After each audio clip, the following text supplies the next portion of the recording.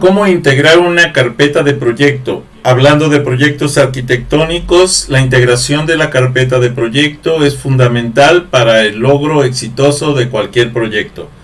Vamos a dedicar este video precisamente a explicar los componentes principales, la teoría de los componentes principales para cómo integrar una carpeta de proyecto. Comencemos. Si no te has suscrito, suscríbete a mi canal. Regálame like, regálame comentarios, solicita nuevos temas para los videos. Bienvenido. Si te es posible, dona. Cualquier donativo es bueno. Recuerda, no hay donativos pequeños. Apoya mi canal. ¿Cómo integrar una carpeta de proyecto en proyectos arquitectónicos? Los elementos formales básicos del lenguaje arquitectónico.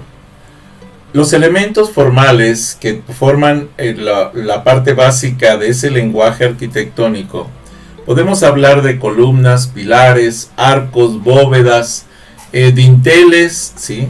Las molduras, etc. Existe un sinfín de estructuras arquitectónicas que tenemos que considerar en los proyectos. Todos ellos forman parte de sistemas constructivos determinados, ¿sí? Lo que se conoce como el adintelado, el abovedado y a su vez de lenguajes arquitectónicos concretos específicos. Es por eso que necesitamos entender algunos principios como son los principios formales, espaciales, técnicos de lo que sería un proyecto arquitectónico y en particular una carpeta de proyecto. Recordando un poquito de historia, en los principios formales de la arquitectura, hace más de 2000 años, el prestigioso arquitecto Marco Vitruvio definía 3 principios básicos de arquitectura, que son fundamentales incluso en la fecha para cualquier proyecto. Lo que se conocía como firmitas, que era la firmeza, ¿sí? La estabilidad, la seguridad a nivel técnico y constructivo de la estructura. Utilitas, que era la utilidad, la función a la que está destinada dicha edificación, dicha obra. La venustas, que corresponde a la belleza y que son los aspectos formales, lo estético de las obras arquitectónicas. En su tratado de arquitectura dedicado al emperador César Augusto, indicaba Vitruvio que todo edificio debería cambiar las 3 variables para ser considerado como arquitectura. Si no combinaba esas 3 variables, lo que era la firmeza, la utilidad y la belleza, entonces no podría ser considerado arquitectura, de acuerdo a lo manifestado por Vitruvio hace 2000 años. Los principios espaciales de la arquitectura, ¿sí? Los espacios están creados para el ser humano y para que tengamos una mejor calidad de vida. Por ello, un buen arquitecto tiene que diseñar pensando en los 5 sentidos, ¿sí? Esto es, en lo que es la vista, el oído, el tacto, el olfato, incluso el gusto, y en lo que va a ocurrir en cada uno de esos espacios con respecto a esos 5 sentidos. Los principios técnicos de la arquitectura se basan esencialmente en 9 fundamentos de la construcción de un edificio saludable. Esto es, calidad del aire, calidad del agua, ventilación, confort térmico, aprovechar la luz natural, el ruido, la seguridad del inmueble también es un factor diferencial importante, el polvo y plagas, la forma de atacar estos, no podemos dejar huecos o espacios que puedan ser utilizados por plagas, la humedad, ese tipo de cosas. Nadie puede resolver esos problemas antes de que se presenten, a menos que el arquitecto lo tome en cuenta para la proyección de su construcción. Sabemos que es difícil considerar todas estas estructuras, pero si queremos lograr realmente un edificio saludable, tenemos que considerarlas. Entendamos por calidad del aire que este es un aspecto fundamental. Para garantizar esa calidad del aire es imprescindible la elección de los materiales de construcción y mobiliario de baja emisión de compuestos orgánicos, volátiles y semivolátiles. Además, hay que verificar la ausencia de contaminantes como plomo, PCB y asbestos. Y por último, mantener unos niveles de humedad entre el 30 y el 60% para mitigar los problemas de los olores. Si nosotros tenemos una humedad mayor, seguramente los olores van a ser casi permanentes en cualquier edificación que estemos haciendo. La calidad del agua, instando si es necesario un sistema de depuración de agua que favorezca su óptimo estado. No basta con que tengamos depósitos que les llamamos de pronto cisternas, si estas no tienen la manera de estarse limpiando periódicamente o de estar renovando su contenido, etc. Porque probablemente vayamos a estar generando el consumo de agua con muy mala calidad. Por otro lado, la ventilación.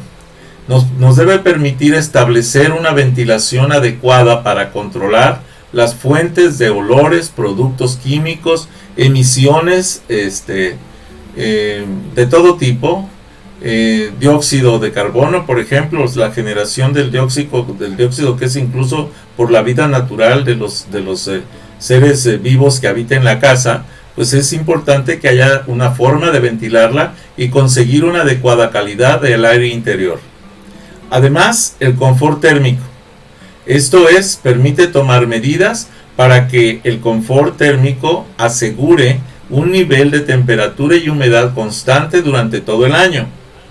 Es esas formas de cobertura que les podemos llamar adiabáticas o de aislamiento térmico y que permiten que en los interiores haya una temperatura realmente confortable para la vida del ser humano, incluso de las mascotas que los acompañan.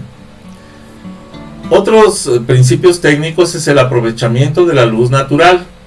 En todos los espacios de la casa, ¿sí?, debemos evitar deslumbramientos, pero también la instalación de las ventanas suficientes en la vivienda y en uso de bombillas de bajo consumo son requisitos fundamentales en la actualidad.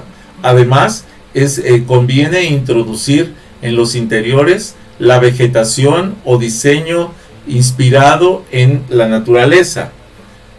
Por otro lado, el ruido nos permite proteger y aislar las distintas estancias interiores para paliar, por ejemplo, la contaminación acústica.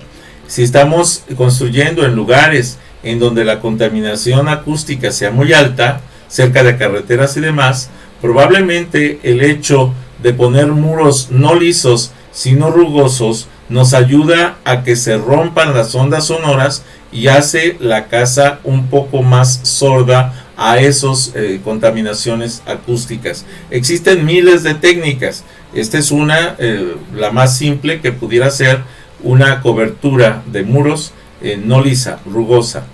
El polvo y las plagas también debemos limitar el uso de pesticidas. No debemos estar viviendo a base de pesticidas para poder eliminar plagas en las construcciones. Eso es algo complicado, no es tan simple. Los productos químicos y la limpieza y los de limpieza de forma adecuada, y debemos generar un uso eficaz para evitar la acumulación de polvos, suciedad y prever las posibles plagas que puedan proliferar en zonas en donde la suciedad no sea tan fácil de remover. Por otro lado, la humedad. Intentar evitar la formación de humedades durante y después del proceso de construcción es fundamental. ¿Qué aislamientos térmicos, qué aislamientos de flujo de escurrimientos podemos proponer para evitar precisamente esa humedad? Por otro lado, vienen los componentes de proyectos. Tenemos que desarrollar, para poder desarrollar cualquier proyecto, la investigación conceptual, la investigación contextual, la investigación proyectual. ¿Y esto qué significa? La investigación conceptual es una metodología en la que la investigación se lleva a cabo mediante la observación y el análisis de información ya existente sobre un tema determinado. El proyecto conceptual, también conocido como anteproyecto de cualquier proyecto arquitectónico, es un primer acercamiento geométrico y volumétrico al proyecto de arquitectura que se vaya a proponer. Todo esto con el objetivo de que pueda visualizar y dimensionar los espacios propuestos para el proyecto de arquitectura. Los proyectos arquitectónicos urbanos, voy a basarme un poquito en esta parte, en el concepto es la idea abstracta, el plan o intención, la noción, la teoría, la convicción, la opinión. Un concepto es una idea, una teoría o noción, pero en arquitectura también podríamos decir o describir el concepto como un enfoque de diseño. O sea, ¿qué es lo que va a tener en particular el diseño de esa construcción que se está proyectando? Un enfoque conceptual de un diseño es mirar la idea de la arquitectura conceptual. Esto sugiere que cada parte del proyecto se trata del concepto como tal. O sea, el concepto es lo que queremos que el proyecto comunique a los usuarios de ese ambiente, de ese espacio arquitectónico. El único objetivo del diseño es la idea, más que una combinación de enfoques y procesos. La arquitectura conceptual a veces nunca se construye, sino que se diseña como una forma de provocación del pensamiento para explorar más ideas. El concepto, entonces, cuando pensamos en un concepto arquitectónico, pensamos en una idea abstracta, una que no cambia a lo largo del proceso de diseño. Esto no es necesariamente el caso de un concepto, puede estar vinculado a muchos factores y puede evolucionar a medida que el diseño crece. Podemos arrancar con un concepto e irlo modificando porque se adapta más a las condiciones del desarrollo del proyecto. Los conceptos arquitectónicos son la forma en que los arquitectos responden a las situaciones de diseño que se nos presentan. Son un medio para traducir el problema de diseño no físico en el producto de construcción física. Cada proyecto tendrá problemas críticos, temas centrales o esencias problemáticas. Y los problemas generales del diseño de un edificio pueden abordarse de muchas formas. El diseño del concepto arquitectónico entonces nos lleva a varias áreas en las que el arquitecto puede enfocarse en las primeras etapas del diseño que comenzarán a informar el concepto y la dirección. Estas áreas se pueden utilizar durante todo el proyecto, entretejidas entre sí a medida que el proyecto se desarrolla.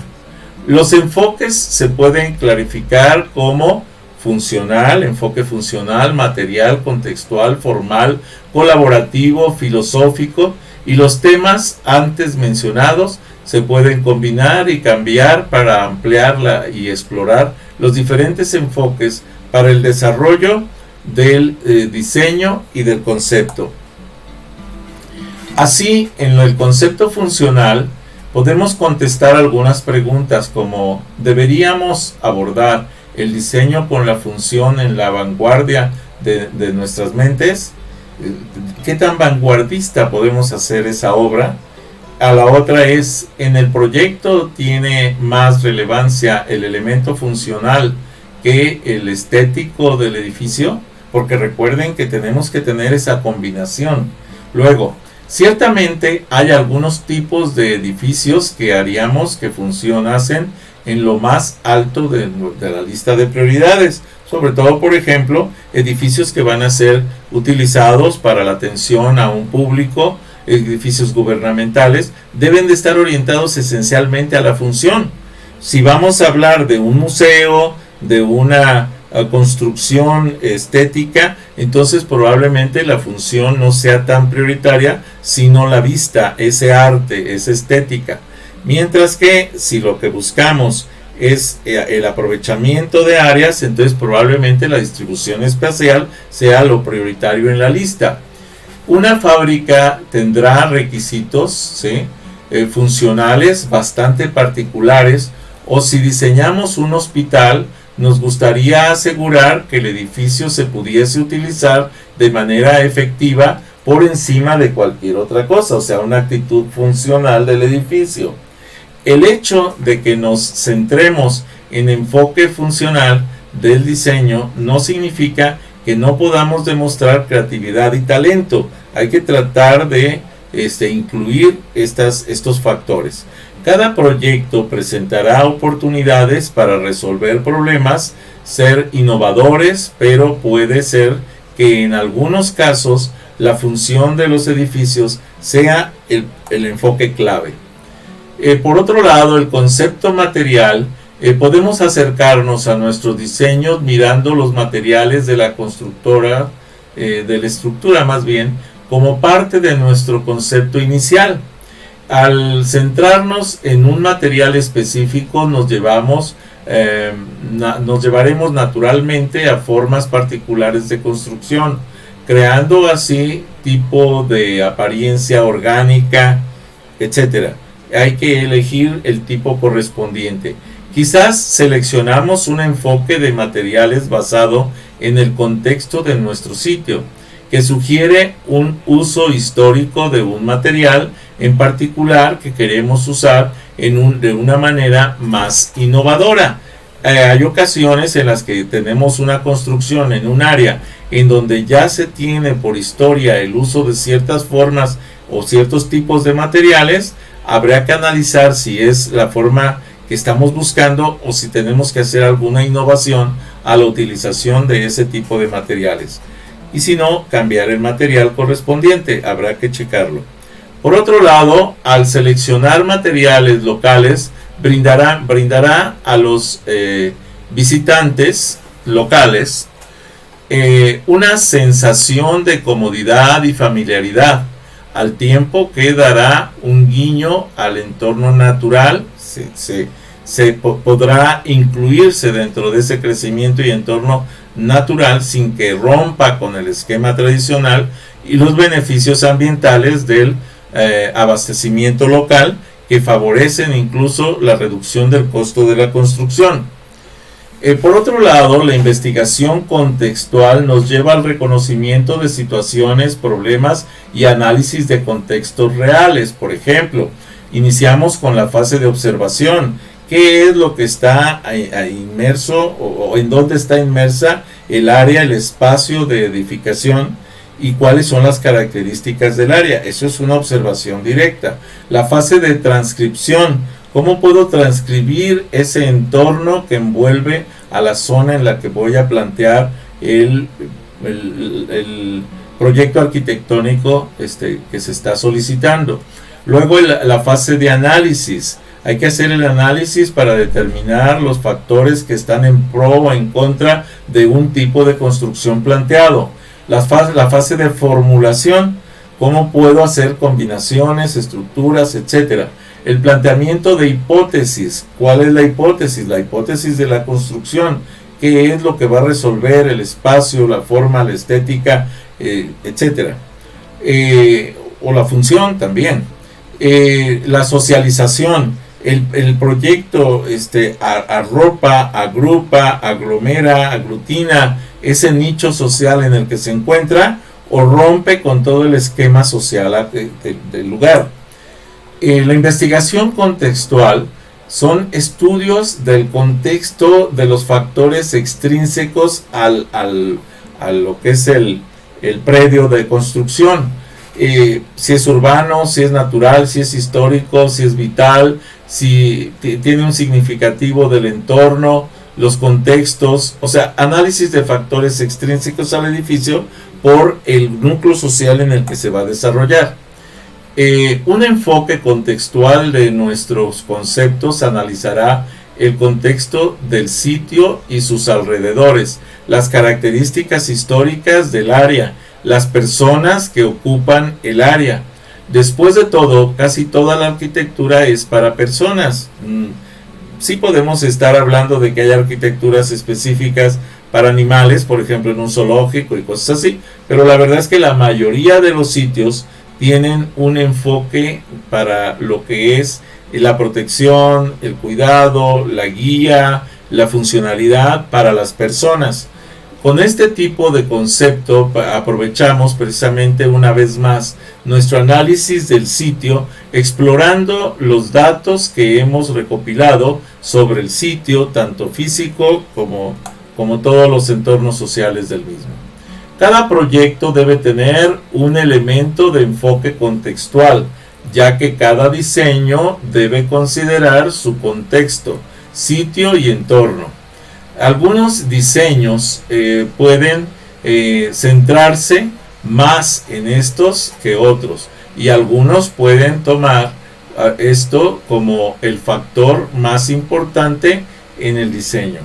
Un enfoque contextual de un diseño no siempre significa que se asentará armoniosamente en su entorno. Hay que verificar si lo que queremos utilizar para ese contexto realmente corresponde al entorno en el que se encuentra. Hay ocasiones en las que no pertenece al entorno y estamos rompiendo el esquema tradicional del ambiente social o del ambiente espacial en donde queremos ubicar un proyecto. El arquitecto puede optar por volver los edificios al contexto o tal vez crear un contraste entre el antiguo y lo nuevo, rompiendo así el paradigma del desarrollo local. Existen varios enfoques para el concepto contextual. Ahora, por el lado del concepto formal, un enfoque formal del diseño se basa en el lenguaje formal de la arquitectura para desarrollar el concepto.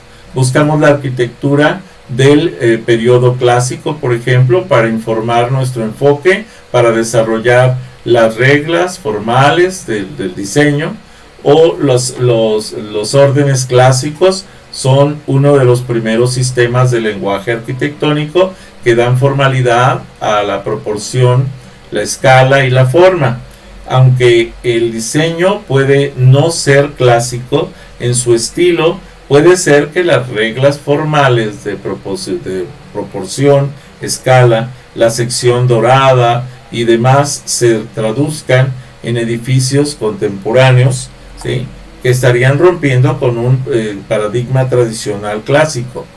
El concepto colaborativo. La mayoría de los proyectos pueden considerarse colaborativos, ya sea que haya un gran equipo de diseño trabajando en los diferentes aspectos del edificio. También está el cliente, las partes interesadas, los ingenieros, los topógrafos, los contratistas y muchas más personas involucradas en el diseño. Importante la palabra cliente. El cliente va a determinar mucho de la orientación y guía para la construcción de ciertos espacios. Sin embargo, el usuario final del edificio es una de las partes importantes del rompecabezas, que a menudo no están directamente involucrados en el proceso de diseño ni en el proceso de construcción, pero es precisamente al usuario final a quien va orientado el proyecto arquitectónico. Algunos arquitectos están comenzando a adoptar el enfoque de que el usuario final es el experto en los requisitos del edificio y se dedican a un ejercicio de colaboración que hace que el usuario final contribuya al proceso de diseño.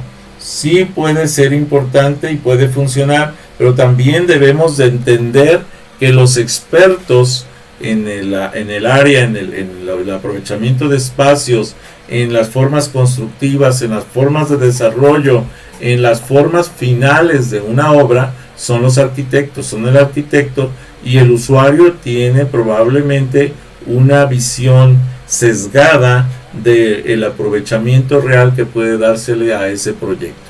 Esto es particularmente popular en proyectos que tienen una gran comunidad o enfoque social. A lo mejor una estructura de una capilla que va a dar una función social, a lo mejor de algunas aulas en escuela, etcétera, pero donde las habilidades y el conocimiento de los usuarios del edificio pueden incluirse en el desarrollo del proyecto. No es lo mismo construir, por ejemplo, un aula en una zona de tierra caliente a una zona de montaña. Entonces se tiene que tomar en cuenta ya las experiencias de las personas, de los usuarios finales. Si no te has suscrito, suscríbete a mi canal. Regálame like, regálame comentarios, solicita nuevos temas para los videos, bienvenido. Si te es posible, dona, cualquier donativo es bueno, recuerda, no hay donativos pequeños, apoya mi canal. El concepto filosófico. Otro enfoque de los conceptos arquitectónicos es considerar su filosofía de diseño. Este es un conjunto de valores que se utiliza para informar el diseño. Los valores podrían ser valores de vida del diseñador o podrían ser un reflejo del resumen de un diseño o el contexto del sitio, o de hecho una combinación de los tres. Se pueden analizar algunas de las siguientes relaciones: el aspecto artístico versus el aspecto científico del aprovechamiento de un espacio, el racional versus lo irracional.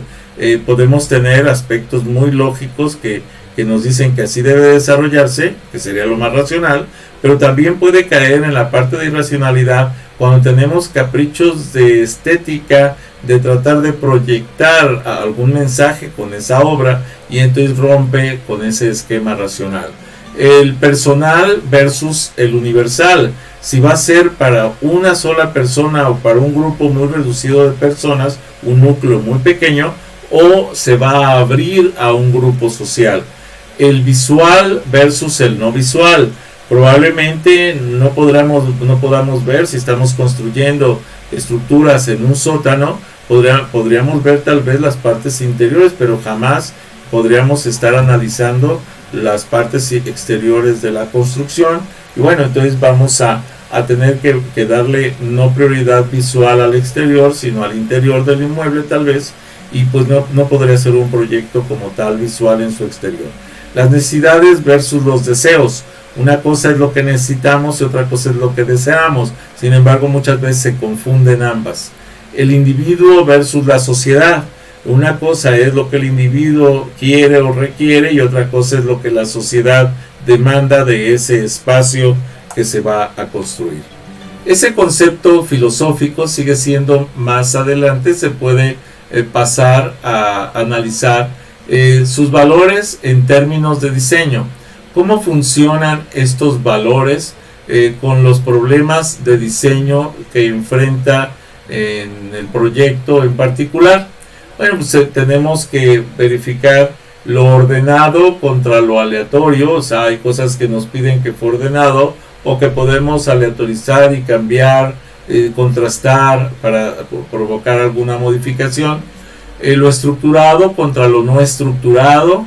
Normalmente buscamos cierto grado de desorden en el proyecto para que rompa con un esquema estético matemático estricto. El objetivo versus el subjetivo, en donde una cosa es lo objetivo, lo formal, y otra cosa es lo subjetivo, que es más artístico. Una respuesta versus múltiples soluciones. Puede ser que se tenga un conjunto de soluciones mezcladas en un solo proyecto. Lo creativo versus lo conservador. Podemos tener un aspecto tradicional específico de una arquitectura clásica, pero también podemos buscar incluir algunos aspectos creativos para modificar y para renovar, para innovar esa forma de aplicación de la arquitectura clásica. El hombre contra la naturaleza. Muchos de los factores que se construyen rompen con la naturaleza, y se puede buscar incluir ciertos aspectos de la naturaleza dentro de las construcciones o propuestas constructivas. La complejidad versus la simplicidad.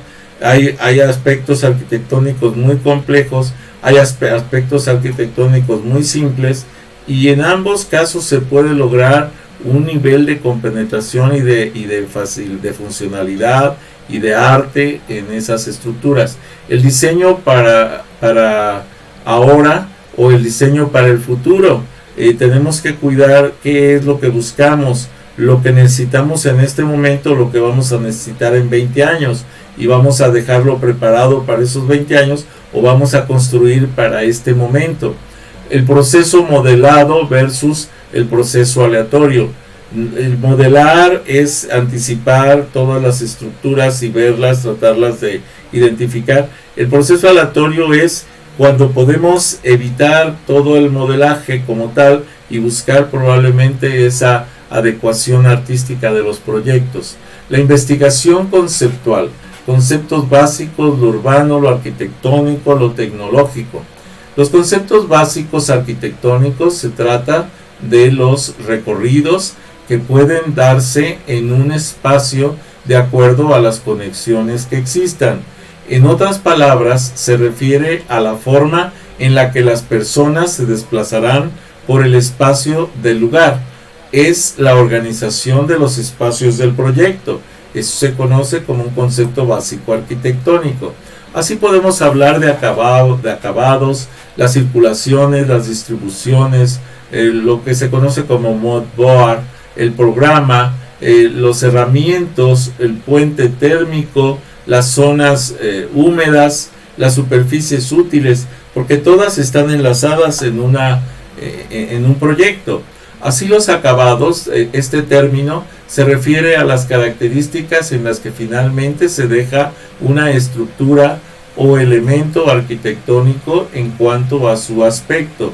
La idea de ese estado final también incluye los materiales que utilizaron y la forma en la que se trataron, ya que esto indicará cuál será el acabado de los elementos usados. Las circulaciones se trata de los recorridos que pueden darse en un espacio de acuerdo a las conexiones que existan. En otras palabras, se refiere a la forma en que las personas se pueden desplazar por el espacio del lugar, por el espacio del proyecto arquitectónico. Es una forma de definir los desplazamientos que pueden llevarse a cabo dentro del espacio arquitectónico planeado. La distribución es la organización de los espacios del proyecto. Esta puede ser centralizada o lineal, o en todo ello también puede contemplar áreas públicas y privadas. Así la distribución normalmente la planteamos en los aspectos exteriores, por ejemplo, su unión con la naturaleza y la forma en que marca, en la que podemos plantear los diferentes niveles de construcción.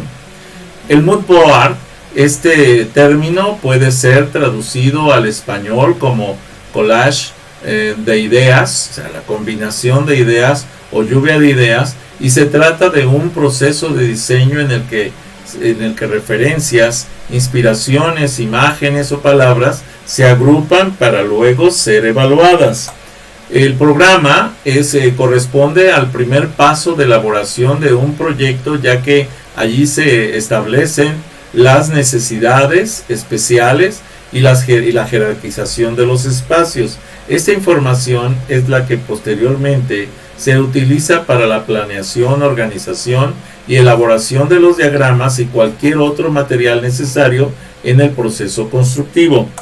Los herramientas son superficies o elementos que se utilizan para cerrar un espacio, aunque también es un concepto que se refiere a superficies envolventes que demarcan un lugar.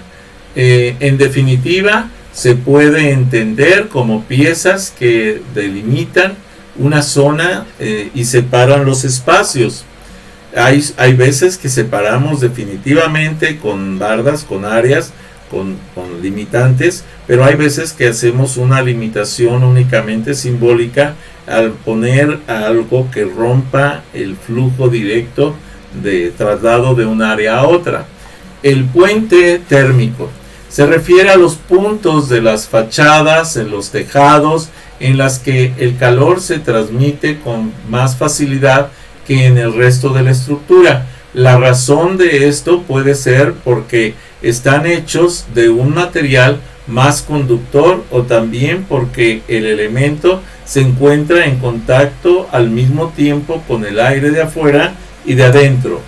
En las zonas húmedas son aquellos espacios que siempre están en contacto con el agua, ya que en su uso normal lo requieren. Así que son necesarias las instalaciones de fontanería y saneamiento. Por lo general se trata de los baños y las cocinas. La superficie útil, la descripción más sencilla de este término es la de todo el espacio que se pueda pisar que no esté ocupado por elementos divisorios, pilares o elementos verticales, pues nos permiten una superficie útil, es decir, toda la superficie que esté libre y que pueda ocuparse por el ser humano, por sus mascotas, por coberturas vegetales interiores o exteriores, etc. Los aspectos urbanos de los proyectos arquitectónicos, a partir de estos fundamentos, tanto legales, naturales y sociales, se elabora una síntesis territorial que muestra las oportunidades y restricciones del sitio y su entorno para el emplazamiento del proyecto, a partir del cual se establece la aptitud territorial. La determinación de la vocación del sitio permitirá desarrollar estrategias de acción, prevención, mitigación y diseño frente a los principales impactos, riesgos, oportunidades y restricciones previstas para el proyecto. A partir de esto se elaboran planes de concepto, planes funcionales que consideran los objetivos del proyecto sin soslayar las realidades del sitio y su entorno. Vamos a tener probablemente algunos sitios con muchas limitaciones y que tenemos que buscar la manera de acoplarlos de la mejor manera posible para que den una funcionalidad más completa, más acorde a una mejor calidad de vida del ser humano que los va a habitar. Desarrollar un esquema y un plan final del proyecto arquitectónico o urbano contemplará que los criterios de diseño, las características físico-bióticas, socioculturales y normativas del sitio y del entorno, y sin dejar de lado las exigencias del cliente para finalmente que se ejecute un proyecto. Con respecto a lo arquitectónico, para analizar lo arquitectónico vamos a analizar ejemplos principales generales de la arquitectura de negocio. Para esto debemos entender los siguientes principios generales de la arquitectura de negocio.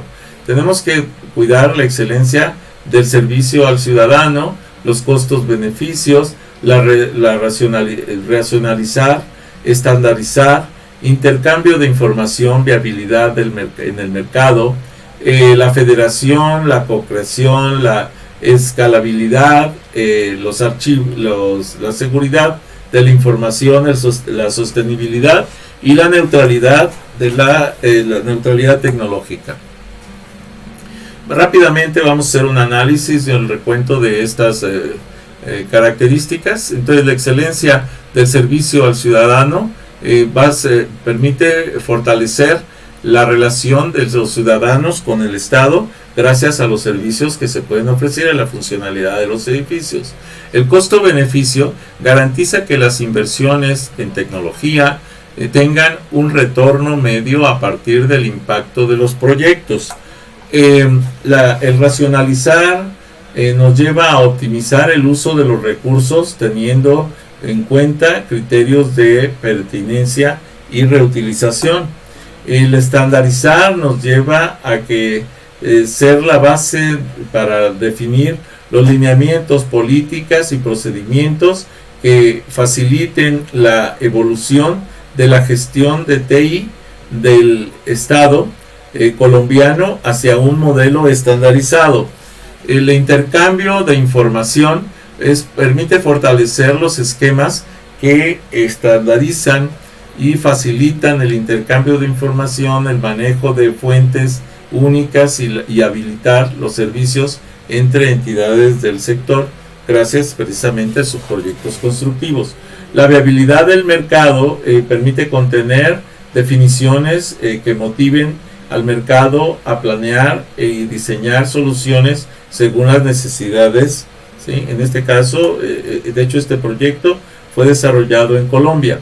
La federación nos permite, se deben establecer estándares, igual que en México, sobre lo que es la regulación de la construcción, lineamientos y guías para la gestión con respecto a la tecnología aplicada para dicha construcción, así como un esquema de gobierno que integre y coordine la creación y la actualización de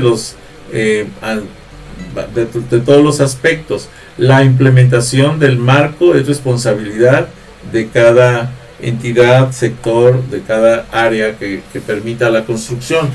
La co-creación permite componer nuevas soluciones y servicios sobre lo que ya ha construido y definirlo con la participación de todas aquellas personas u organizaciones que influyen o son detectadas por el marco de referencia. La estabilidad permite la evolución continua y el ajuste de todos los componentes y dominios que integran el marco sin perder calidad ni la articulación del proyecto. La seguridad de la información nos permite la definición de implementación y verificación de los controles de seguridad de la información con respecto al proyecto. La sostenibilidad nos permite aportar el equilibrio ecológico y cuidado del ambiente a través de tecnologías, también con el apoyo del proyecto. La neutralidad tecnológica. El Estado garantiza la libre adopción de tecnologías teniendo en cuenta recomendaciones, conceptos y normativas que los organismos internacionales competentes en la materia, y esto se debe fomentar la eficiencia, presentación de servicios, el empleo de contenidos y aplicaciones, la garantía de la libre y leal competencia y la adopción de tecnologías de armonía con el desarrollo ambiental sostenible. Por otro lado, para poder llevar a cabo cualquier proyecto arquitectónico se debe hacer un análisis semiológico, elementos de estudio, sistemas estructurales y sistemas ambientales. La semiología, entendiéndola como la ciencia que estudia los sistemas de signos, códigos, lenguas, señales, entre otras. Esta definición abarca todos los sistemas de signos, las lenguas de signos, de los sordos, la señal de tráfico, los códigos, el alfabeto, Morse, etc. El análisis semiológico nos debe permitir señalar, marcar bordes, sendas, hitos, nodos, barrios, definición de áreas de trabajo, etc. Los elementos de estudio nos permite generar una comprensión del contexto en el que se opera, medida, uso, disposición y organización de los objetos y los espacios, importancia del criterio constructivo en la determinación de la forma arquitectónica, configuración volumétrica y caracterización del espacio como realidad tridimensional. El sistema estructurante y la infraestructura de la red vial, por ejemplo, principal, la infraestructura de las redes de matrices, de servicios públicos domiciliarios, equipamiento colectivo y espacios libres destinados para parques, zona verde, zonas verdes públicas de escala urbana o metropolitana y que sirven a toda la población del área, del distrito, del espacio.